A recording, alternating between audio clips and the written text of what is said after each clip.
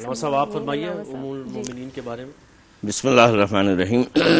بالکل اس میں کوئی شک نہیں ہے، ابھی مفتی صاحب نے بہت تفصیل سے بیان کر دیا۔ 17 رمضان المبارک ہے، سن 58 ہجری یعنی 58 ہجری 17 رمضان کو آپ کی وفات کی تاریخ ہے ام المومنین بی بی عائشہ رضی اللہ عنہ کی، اور ظاہر ہے کہ ضعیفی کا وہ وقت تھا، اور اگر آپ یہ دیکھیں تو بہت ساری تقریباً 2210 احادیث ام المومنین بی بی عائشہ سے نقل ہیں تقریباً، اور اگر آپ ان میں دیکھیں تو کئی سو احادیث وہ ہیں جو اہل بیت سے متعلق ہیں، جو اہل بیت کی شان اور عظمت روایات تاریخ میں موجود ہیں وہ ام المومنین بی بی عائشہ سے نقل ہے۔ اگر آپ پیچھے جا کر کے دیکھیں گے تو ان تاریخ کو بیان کرنے والے، ان احادیث کو بیان کرنے والے، اہل بیت کی شان اور عظمت کو بیان کرنے والی کہ روایات کو اگر آپ دیکھیں گے تو زیادہ تر روایت بی بی عائشہ سے ہیں۔ اب بہت ساری مثال کے طور پر مولا کائنات کے چہرے کو دیکھنا عبادت ہے، اب یہ بات کہاں سے آئی؟ بی بی عائشہ سے روایت، بی بی عائشہ سے، چونکہ انہوں نے اپنے والد کو دیکھا، خلیفہ اول حضرت ابوبکر رضی اللہ عنہ، وہ جب بڑے غور سے آپ کے چہرے کو دیکھ رہے تھے تو پوچھا، بابا آپ اتنے غور سے جو ہے نا وہ مولا کے چہرے کو دیکھتے ہیں، علی کے چہرے کو دیکھتے ہیں؟ تو انہوں نے فرمایا کہ رسول اللہ صلی اللہ علیہ وسلم نے فرمایا کہ علی کے چہرے کو دیکھنا عبادت ہے۔ یہ وہ روایات ہیں جو ام المومنین بی بی عائشہ سے ہیں۔ اچھا، اور 43 سال تک زندہ رہی رسول کے وصال کے بعد؟ جی ہاں، تقریباً بہت کچھ یعنی زندگی ان کی رہی اور بہت کچھ سیکھنے کا موقع امت کو ملا۔ دیکھیے انسان اگر سیکھنا چاہے تو اس گھرانوں سے، ان سے آپ سیکھ سکتے ہیں، اور جتنا چاہے لینا آپ لے سکتے ہیں۔ مجھے یاد ہے کہ جس وقت مولا کائنات کی شہادت واقع ہوئی ہے اس وقت بھی ام المومنین بی بی عائشہ نے خطبہ دیا۔ جب ان کو یہ پتہ چلا کہ مولا کی شہادت ہو گئی تو انہوں نے بہت عرصے کے بعد باہر آ کر کے انہوں نے خطبہ دیا، انہوں نے بیان کیا، ان کا لعنت ملامت کی ان سب پر، ان کا کم بختوں تم پر لعنت ہو، تم نے جو ہے وہ آج علی کو نہیں، آج تم نے دین کو قتل کر دیا۔ یہ کردار ان کا تھا۔ موسیٰ آپ مجھے بتائیں ان کے جو ٹائٹلز ہیں، حمیرہ بھی ان کا ٹائٹل، صدیقہ بھی، طاہرہ بھی، فقیہہ بھی، ان ٹائٹلز کے بارے میں ذرا بتائیے۔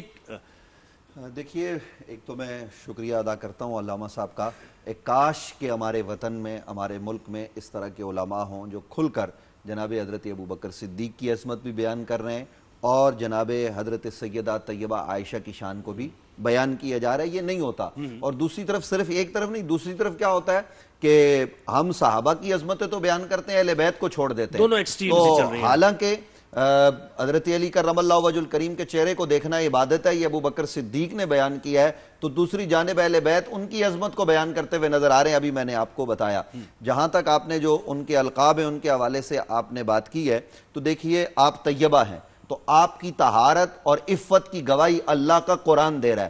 آپ فقیہ ہیں، مسائل کا استنباط لوگ آپ سے کر رہے ہیں۔ صحابہ کرام رضوان اللہ تعالی علیہم اجمعین کو اگر مسائل درپیش ہوتے ہیں تو وہ دروازہ عائشہ پر آتے ہیں۔ اے ام المومنین، 2 جگہیں جہاں صحابہ جاتے تھے اور آج یہ بیان کرنے کی ضرورت ہے، جب کسی صحابی کو کوئی مسئلہ درپیش آتا تو وہ در علی پہ جاتے، اے مولا علی آپ سب سے بڑے عالم ہیں، آپ بتائیے۔ اور حضرت فاروق اعظم کہتے ہیں لولا علی لا کا عمر، اگر علی نہ ہو تو عمر ہلاک ہو جائے۔ اور دوسرا دروازہ ہے وہ جناب حضرت عائشہ کا، گھر کے مسائل ہیں، خواتین کے مسائل ہیں، دیگر چیزیں ہیں، وہ حضرت عائشہ کے پاس جا رہے ہیں اور حضرت عائشہ ان سوالات کے جوابات دے رہی ہیں۔ اور آج آپ کوئی بھی دنیا میں سے جائے تو مدینہ منورہ حاضری کا بڑا شوق ہے، اور ریاض الجنہ ہے جہاں نبی علیہ السلام صبح و شام جاتے تھے۔ یہ کس نے بتایا کہ ریاض الجنہ ہے؟ یہ ام المومنین جناب سیدہ حضرت عائشہ اس بات کی راویہ ہے کہ یہ مقام جہاں نبی علیہ السلام صبح و شام اپنے حجرے سے وہاں تک جا رہے ہیں، محراب تک، وہاں سے واپس پلٹ رہے ہیں، تو یہ جگہ روضۃ من ریاض الجنہ ہے، زمین پر جنت کا ٹکڑا ہے، اور یہاں نماز پڑھنے کا مقام و مرتبہ، وہ جناب تمام تر چیزیں ام المومنین جناب حضرت عائشہ نے بیان کی ہیں۔ تو حضرت عائشہ عالمہ یعنی ایک لمحے کو یہ کہا جائے کہ اگر وہ، یعنی سوچا جائے اگر کہ وہ نہ ہوتی تو حق واضح نہ ہوتا، اگر وہ یہ چیزیں بیان نہ کرتی تو حق واضح نہ ہوتا. اور ایک اور بات میں یہاں آپ کی خدمت میں عرض کر دوں, ناظرین بھی سن لیں کہ رسول خدا صلی اللہ علیہ وآلہ وسلم کے ساتھ جن چیزوں کا تعلق ہوا یہ چیزیں حادثاتی نہیں ہیں. حادثات آپ کے ساتھ میرے ساتھ ہو سکتے ہیں. رسول خدا نے جس جانور پر سواری کی ہے وہ جانور بھی حادثاتی نہیں ہے, اس کا انتخاب اللہ نے پہلے سے کیا ہے. اور مجھے کہنے دیجئے جو جانور, وہ اونٹنی جس پر رسول خدا سوار ہو رہے ہیں, وہ دراز گوش, اگر اس کا انتخاب پروردگار کر رہا ہے, رسول کے والدین کا, رسول کے اصحاب کا, رسول کی اہل بیت کا, تو کیا سمجھتے ہیں رسول کی جو اہلیہ ہیں, جو ام المومنین ہیں, ان کا انتخاب اللہ نے نہیں کیا ہوگا؟ حضرت عائشہ کا انتخاب اللہ نے کیا ہے. اور اللہ رب العالمین نے وہ تصویر حضرت جبرائیل کے ذریعے دکھائی کہ آپ اس خاتون, اس ام المومنین حضرت عائشہ سے نکاح کیجئے. یہ تمام تر چیزیں ہمیں یہ بتا رہی ہیں کہ آپ کا مقام و مرتبہ ہے, اور اس مقام و مرتبے کو امت کو پیش نظر رکھنا چاہیے. ام المومنین حضرت عائشہ نے ہمیشہ حق بیان کیا ہے اور حق کو آگے بڑھایا ہے. علامہ صاحب, اس پلیٹ فارم سے وہ جو قدر و منزلت بتائی مفتی صاحب نے بھی, آپ نے بیان کی, تو اتحاد کا پیغام جانا ضروری ہے, اور آپ کی طرف سے یہ پیغام جائے گا تو یہ بہت پرزور طریقے سے جائے گا. تو یہ بتائیے مجھے, ہوتا ہے نا ہمارے معاشرے میں کچھ اس طرح کی کوشش کی جاتی ہے کہ جس سے اتحاد ختم ہو, نفرتیں بڑھیں؟ دیکھیں مسئلہ یہ ہے کہ یہ علماء کا کام نہیں ہے, یہ جہلا کا کام ہے جنہوں نے یہ کام کیا ہے. درست, ٹھیک ہے. اور یہ جو جہلا ہیں, اچھا میں آپ کو ایک ٹیسٹ دے دیتا ہوں. جہلا کی ذرا آپ ذرا میں ابھی ایک ٹیسٹ دے دیتا ہوں. اس میں ایک سازش کار فرما ہے. اور تازہ ترین آپ کو ایک مثال دے دیتا ہوں کہ نیتن یاہو نے ابھی اپنی کچھ عرصے پہلے اپنی تقریر کے اندر ایک بات کی. اس نے کہا کہ ہم ایکسٹریم اہل سنت کو, اور ان کو اب ان کے ہاں تو نہیں ہے, لیکن انہوں نے کہا ہم دونوں کو لڑوانے کے لیے دونوں گروہ کو نکالیں گے.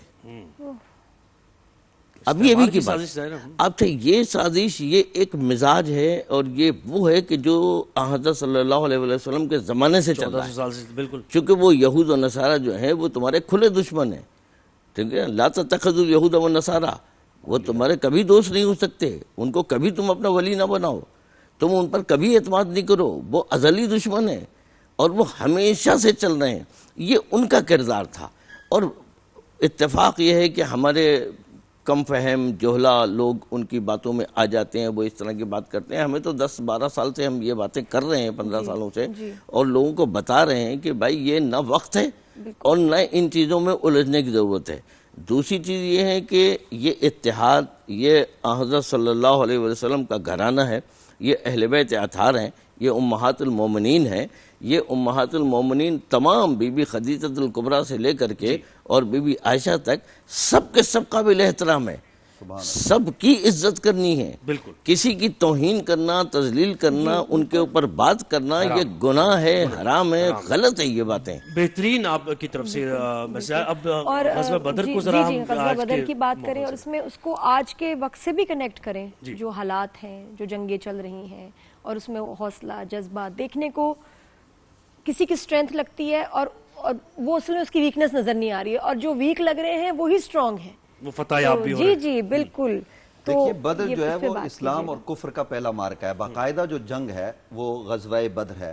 رسول خدا صلی اللہ علیہ وآلہ وسلم, قرآن کہتا ہے کہ 2 گروہ تھے, ان 2 گروہوں میں سے ایک مسلمانوں کو اللہ نے ودیت کر دیا کہ اس پر تمہیں کامیابی دے گا. اور وہ جو قافلہ ابو سفیان تھا وہ تو نکل گیا, لیکن وہ جو لشکر ابو جہل آ رہا تھا, وہ جو پوری طاقت قوت کے ساتھ یہ ارادہ لے کے کہ آج مسلمانوں کو کچل دیں گے, وہ اس تمطراق کے ساتھ آ رہے تھے. اور ادھر 313 اللہ کی ذات پر بھروسہ کر کے میدان میں کھڑے تھے.